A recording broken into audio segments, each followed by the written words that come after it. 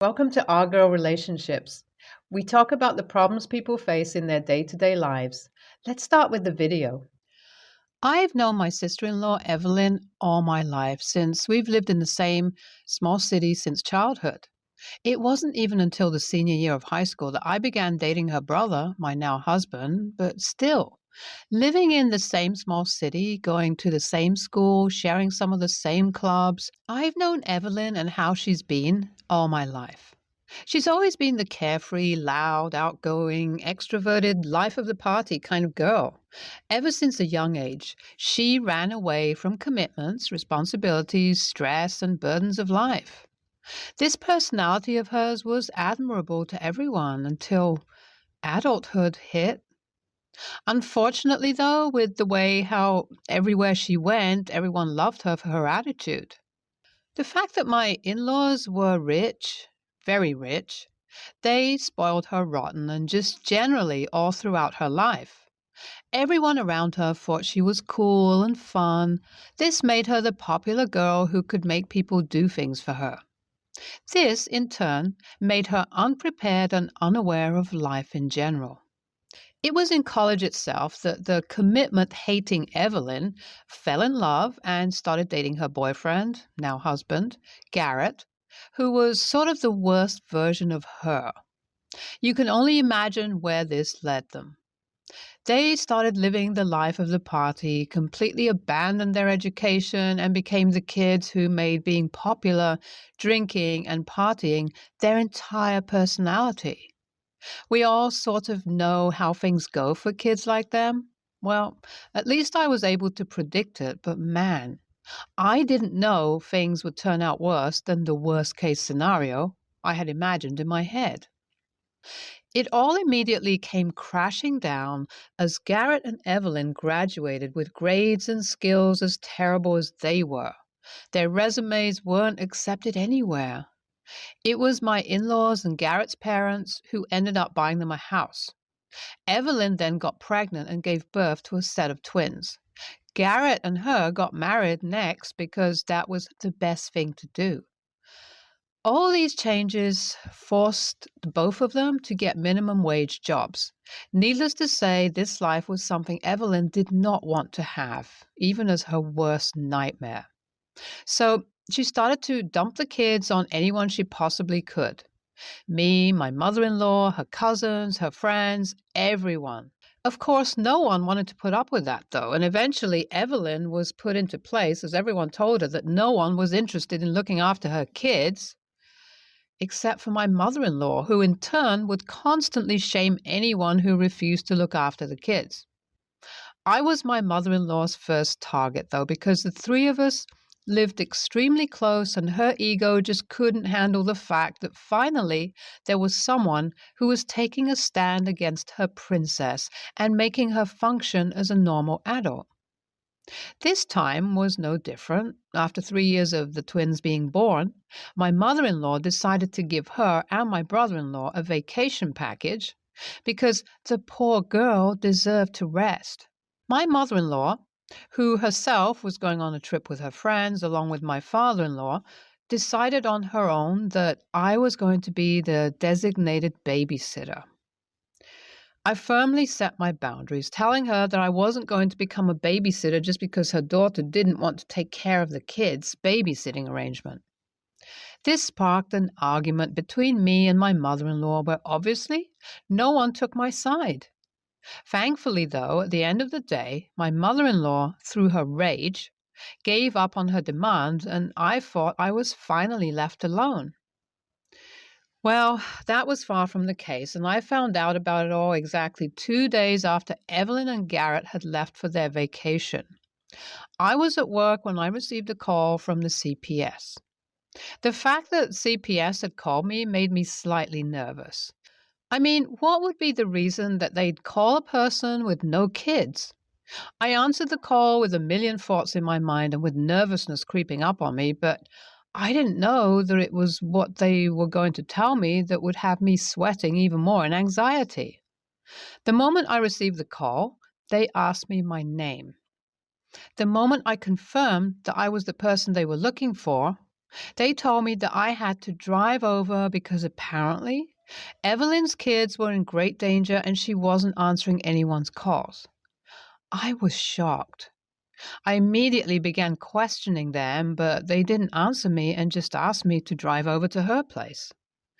Something about that just made me more anxious. I knew I had no option though, so I just drove over to Evelyn's place and was horrified to discover that the kids were left in the house with absolutely no adult supervision on them. The CPS officer informed me that it was the neighbor, my friend from high school, who had given them my number after Evelyn, Garrett, and my in laws refused to answer the calls. I was dumbfounded as the officer went on to reveal that the kids were not only left behind, but with absolutely no food and water to take care of themselves. It took the neighbors 2 days to realize that the kids were left behind as they had started crying a lot.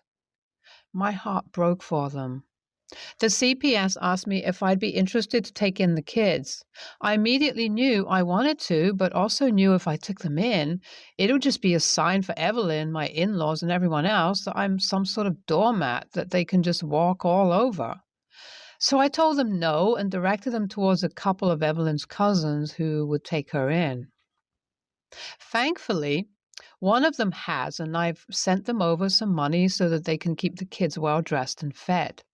I guess that's not enough for Evelyn and everyone else, though, because ever since Evelyn, Garrett, and my in laws finally decided to open their eyes and check out their phones, they haven't stopped giving me shit for not checking up on the twins earlier and for letting the CPS know what was happening.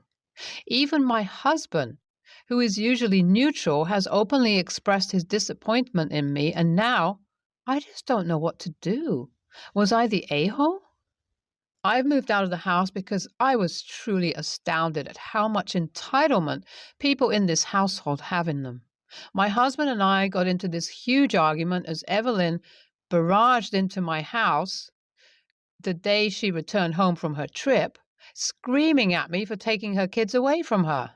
She started weeping her crocodile tears and was enough to melt away my husband, Peter, who then jumped on me and berated me some more, telling me that apparently it's me who should have taken the blame and told the CPS officer that the kids were left behind by me because I was trying to run some errands.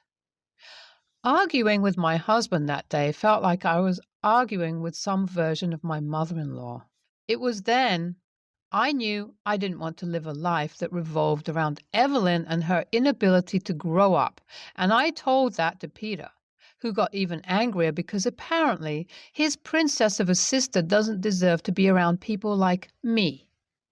That was the point that I realized truly how delusional this man and his entire family was. I didn't utter a word after that, simply just packed my bags and drove myself to my parents' place where I'm living right now. My parents are completely on my side and are as shocked and disgusted at Peter's behavior as everyone else is. They believe he's just as childish as my in-laws, and honestly, although I'm late to the party, I think my eyes have slowly started opening to that as well. I guess Peter realized how I wasn't playing when I said that I was done with him and his family because he's now started to blow up my phone with apologies. My mother-in-law and Evelyn have sent me the fakest of apologies too, with Garrett and his texting abilities of a college student sending me something along the effect of, "Chill out." I don't want to chill out, though. I feel like I've waited all my life for Peter to take my side against his family for once, and the fact that he isn't, especially in a situation as serious as this one, was just heartbreaking to me and killed all the love and willpower I had in me to save our marriage. I've decided that I've had enough. I'm no longer going to waste my time and try to fix the unfixable. So I went to the lawyers today and have asked them to draw out the divorce papers ASAP so that it doesn't waste any of my or Peter's time because, of course, the earlier I'm out of this situation, the earlier he'll be able to go back to taking care of his princess of a sister. There was also an update from the CPS, although they had just called me to inquire about Peter's family. They ended up informing me that they've looked deeply into Evelyn's case, and apparently she's at a very high risk of losing custody of her kids. Honestly, I'm not surprised, even an inch, because with the way she behaves, it's probably likely that she has multiple reports against her. I just hope that whatever happens to the kids, it'll be for the best. I wasn't planning to update this post anymore, but thought I should do it anyway.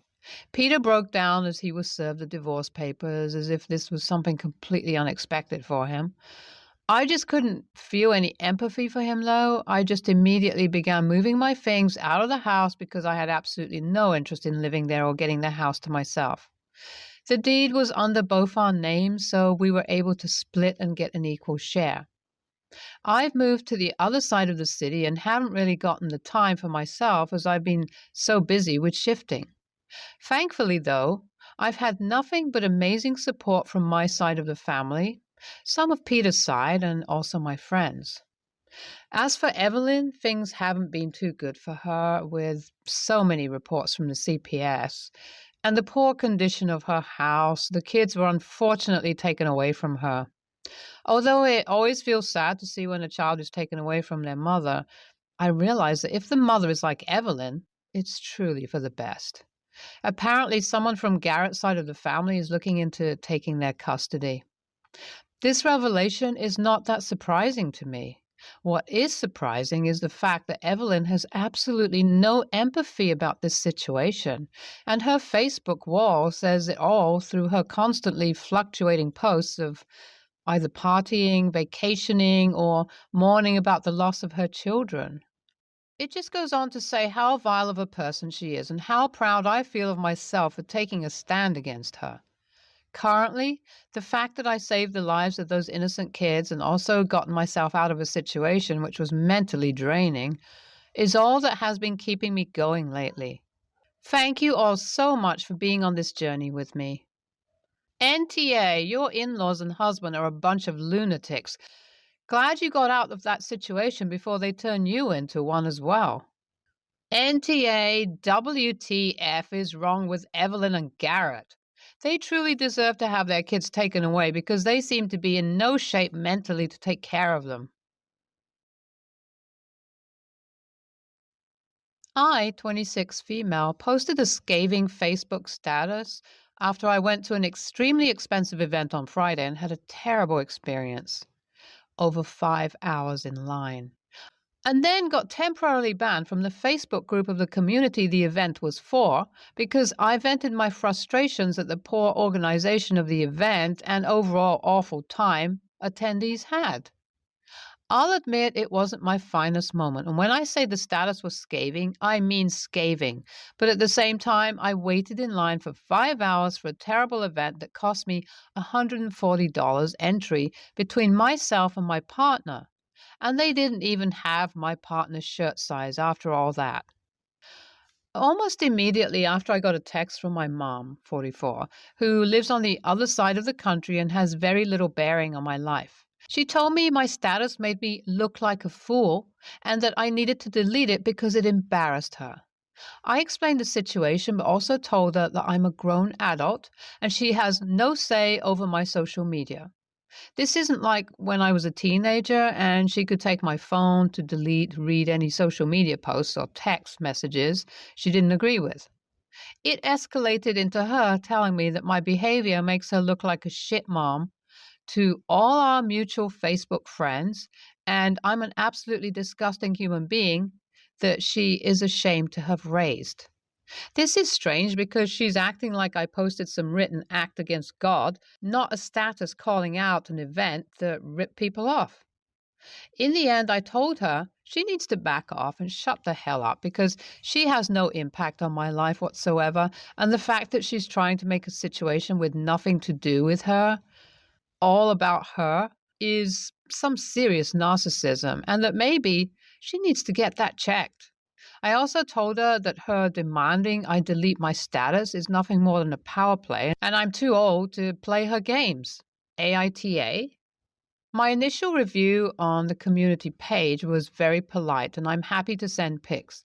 The angry post was on my personal Facebook, which is private to everyone but friends, and was made after absolutely everyone who had a negative experience was banned or had comments turned off on their posts by the community admins because they don't wish to admit that so many people were unhappy with an event they promoted. NTA, whether or not your post was justified has no bearing on your mother's life, and she has no say in it.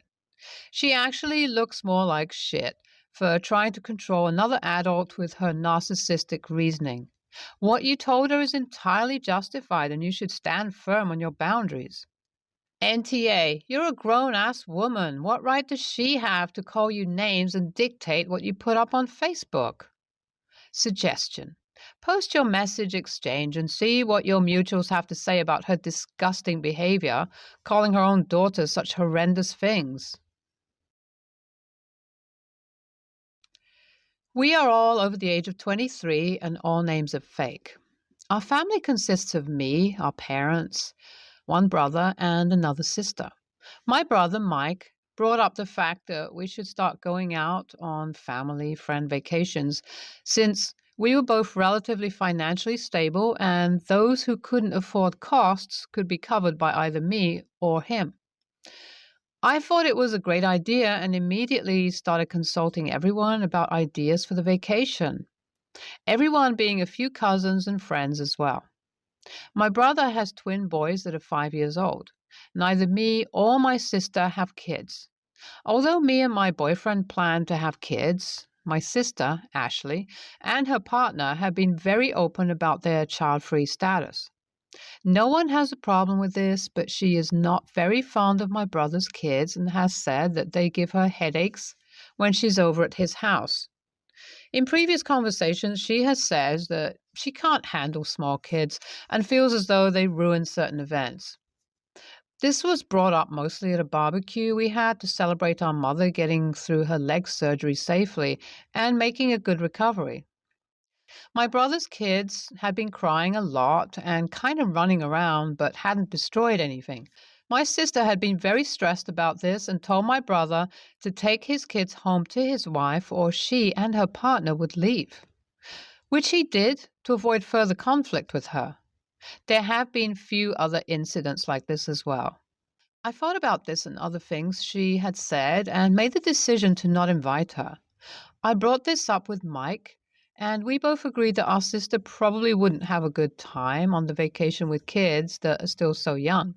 Our mother said that since we are paying for most of the vacation, it's our decision, and she has no fault on it besides that we should tell her and her partner. So I did, and she absolutely was not happy.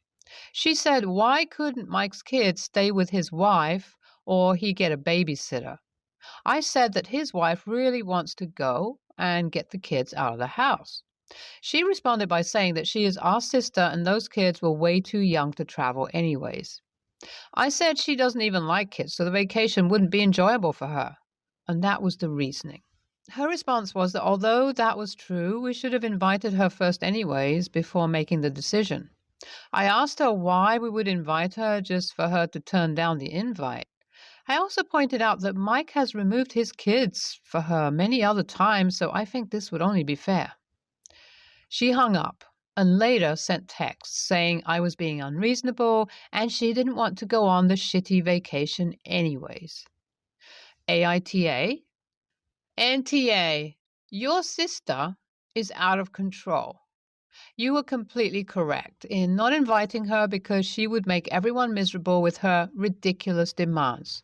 Telling your brother to take his kids and leave a family event is outrageous.